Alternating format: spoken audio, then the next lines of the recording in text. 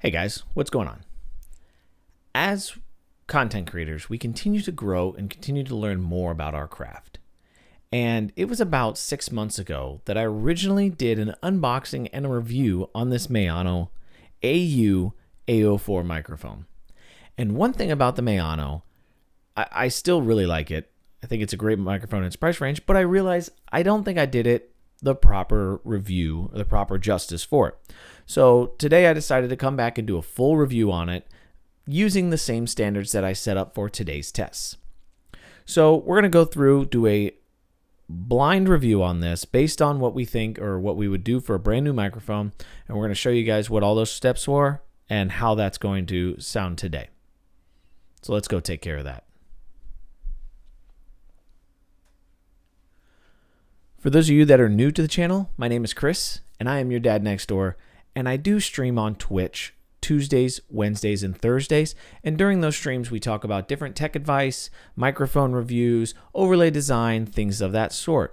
I like to have my channels created to help support content creators grow and learn new things that they may not have thought of in the past. If you're interested, please feel free to check out the links to my social profiles down in the description of this video.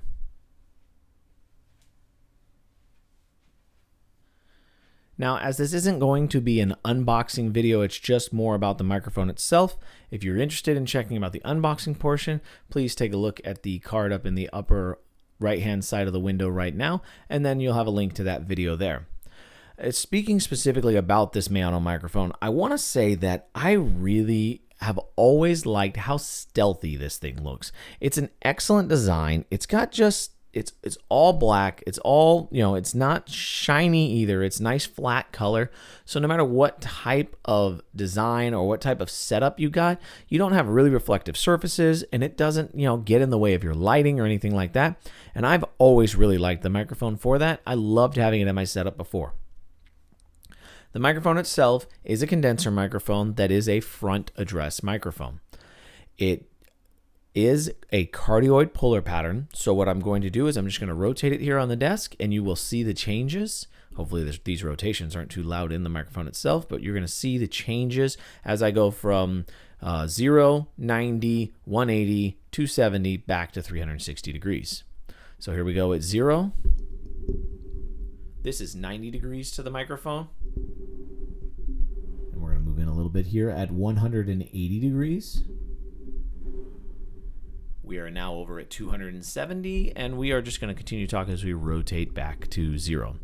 So basically with this microphone here, as you get to these sides, you have more rejection, and realistically you're trying to get most of the sound behind you blocked out. Typically, that doesn't work so great for condenser microphones because they have this active coil inside of them, but it does make a difference depending on how you position the microphone.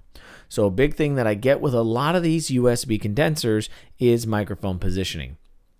For those of you that are new to microphones in general and you're just trying to take a look at what you want to look at, or if you're trying to upgrade from a headset mic or something, I will say that these microphones are going to want to be some near position to your mouth. You want to be at most 6 inches away from this thing in order to get a good sound out of it. You'll see now that as soon as I start to step back, the difference in the sound quality of this microphone will change dramatically very quickly. I'm about 1.5 feet away from the microphone now. We'll say maybe 2 feet. And we're going to go another, maybe about 4 to 5 feet. Not quite 5, maybe about 4.5 feet now. And then I'm going to go another one back, maybe about 6 feet away from the microphone at this point. And you'll very, very easily be able to tell how fast these drop off as you get further away from the microphone.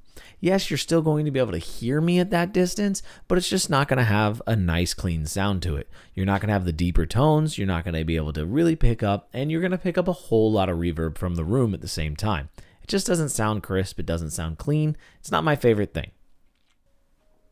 Another test that I've recently liked to start doing here is what I've been calling the off-axis noise rejection test. I know that's got a long name to it and there's really no technical specification for it, but basically what I've been doing is I've been setting my phone down there and I play a very, very soft, just a beat with a couple of cymbals and things like that, just some crashes and stuff.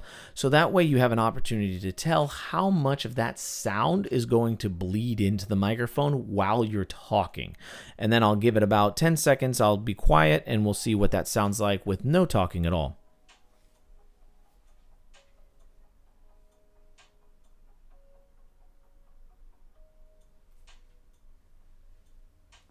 With this microphone here, I don't think it's too bad because it's not over amplified and since it's on that USB circuit, but I just do want to let you know that, that is about 3.5 to 4 feet away from me, and that's about the amount of sound. It's clearly audible to me.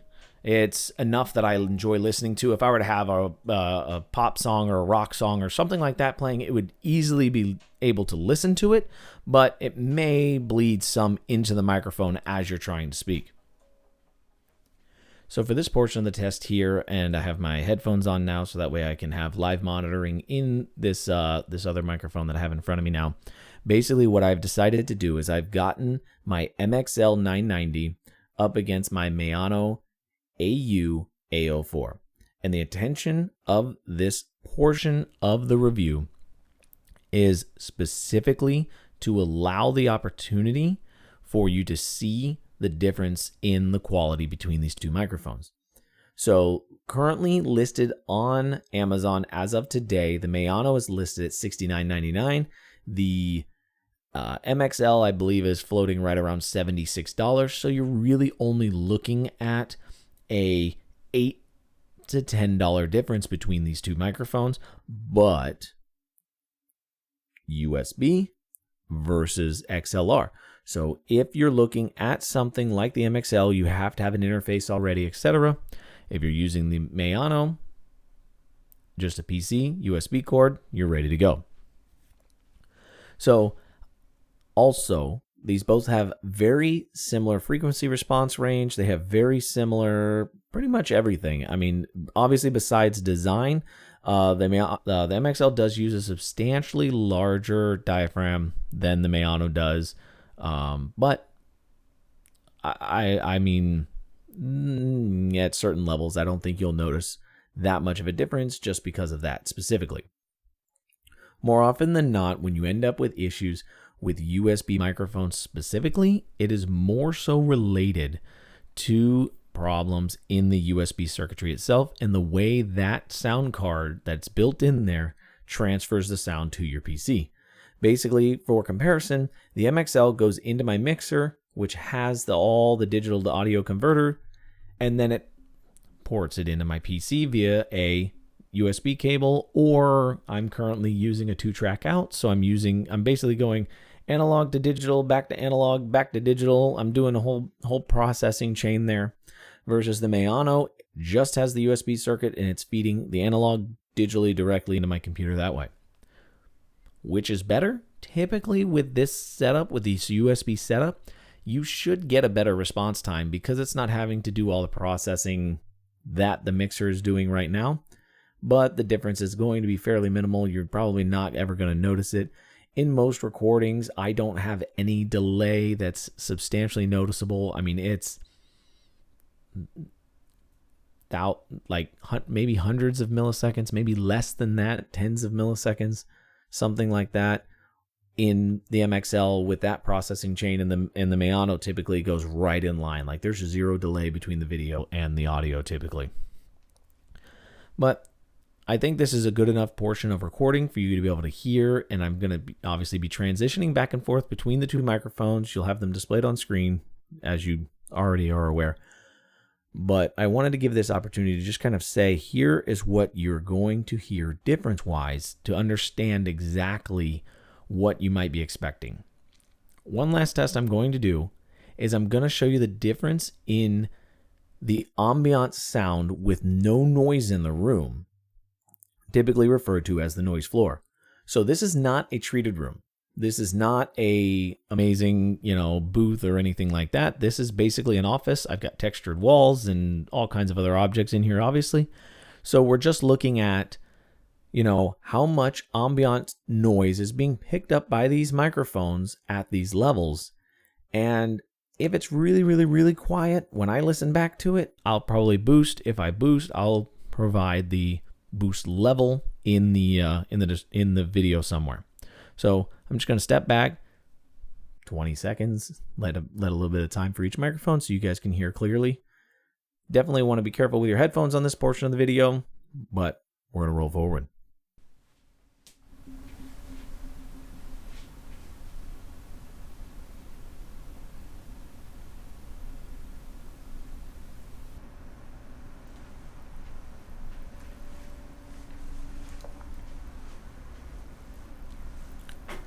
And there you have it. About 10 seconds of each microphone just to see the differences between the two, just to give you an idea of what kind of audible noise or hiss or anything like that you'll pick up in the line if you do have to boost the sound at any point in time. Again, post-processing and all that kind of stuff is not being done in this video, but can be done to improve your audio quality at any time. Please take other opportunities to learn about that type of thing and how to make your audio sound a little bit better after the recording. It'll make wonders for how you do.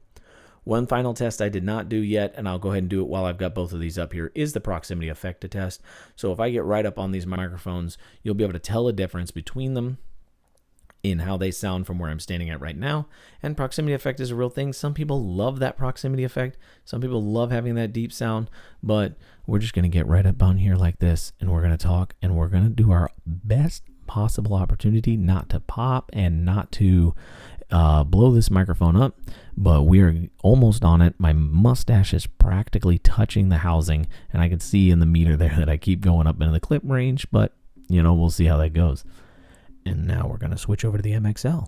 And now we're going to sound like this. And I have a much better opportunity to control because with the MXL, I do have live monitoring, so I can hear it a little better. And I can tell if I'm going to pop or anything like that. But, it makes it a little easier for me. I really, really think the proximity effect on this one is very muddy, but that's okay. I think we do okay with it. And yeah. So that's really going to conclude the technical review of this Maono AU-A04 microphone and how it's set up and designed. Again, I still have yet to find another, even with the price increase, and it's sitting right around $70 right now. Even with that price increase, I still think it's hard to find a USB microphone that fits the bill as well as this one. Yes, you can go up to that $100 price range and you end up with an AT2020 USB, or you end up with a, really close to a Blue Yeti. You can probably find a used Blue Yeti right in the $100 range, maybe a little less, depending on, current market prices. But I just really love the sound of this microphone. I love how simple it is to use. It uses all standard fittings. It just is clean and easy to work with. The one thing that I think this microphone really would benefit from is an opportunity to do live monitoring, and I believe Maono has a newer version of a microphone out, a different part number obviously, but I believe Maono has a newer version of a microphone with live monitoring built in.